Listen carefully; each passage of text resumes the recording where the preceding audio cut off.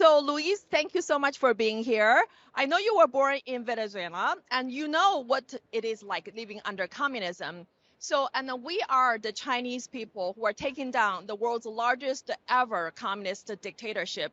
So, what is your reaction after hearing about our story? But I think most people don't understand that the Chinese Communist Party's threat is to the entire world and every democracy. Like, they have an intention to erode democratic confidence.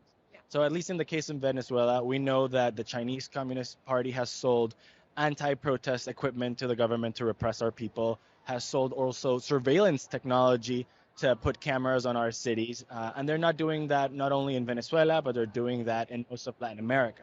So you'd think that, for example, the United States would be the main partner for Latin American countries because we're in the same region. And it turns out that no, it's China who's the largest economic partner of all of South America and Central America. And they've used that to influence politics in our region.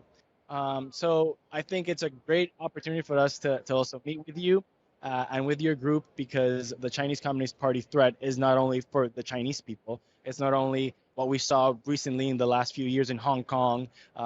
It's actually the entire world. And we were talking earlier about the One Belt, One Road initiative, you know? And the Chinese Communist Party has been really good at telling the world that they're doing good for them.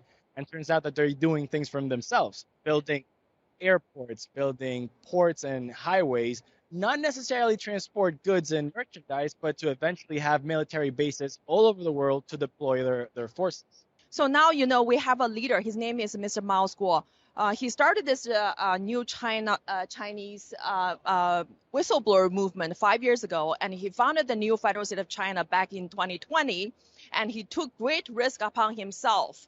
Like, he's up against the world's largest communist dictatorship, and now he's followed by not only 500 million Chinese people, but also people like you, all the way from Venezuela, from, you know, people from all walks of life, from every part of this world.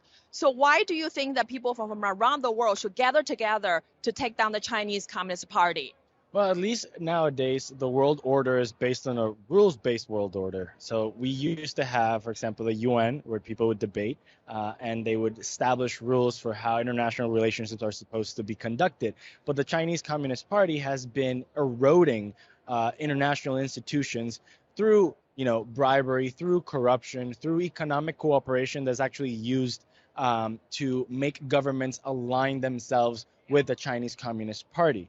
So why is it a threat for the entire world? You know, something as simple as TikTok that we've seen recently on here in the American media, how the Chinese Communist Party, through their control of state-owned enterprises in China, have been, well, not necessarily stealing, but have been taking away data, consumer data, from American citizens, from citizens in Europe, from citizens in Latin America, to learn their behavior and influence their opinion.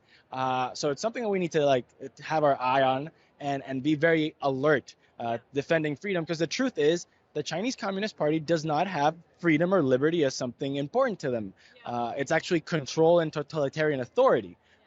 So now my next question is, do you think that the U.S. government and the government in Venezuela, in Peru, and government from around the world should stop recognizing the CCP as the legitimate representation of the 1.4 billion Chinese people, and should they recognize the new Federal State of China, which represents the true hopes and dreams of all the freedom-loving Chinese people, as a sovereign nation on the face of the earth?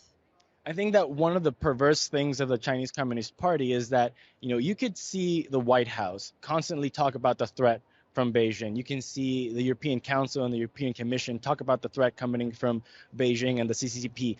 But the economic ties that the West has with China are so large that it enables them to actually cut ties, or as you're saying, unrecognize Xi Jinping's authority over 1.5 million people, a billion people in the world.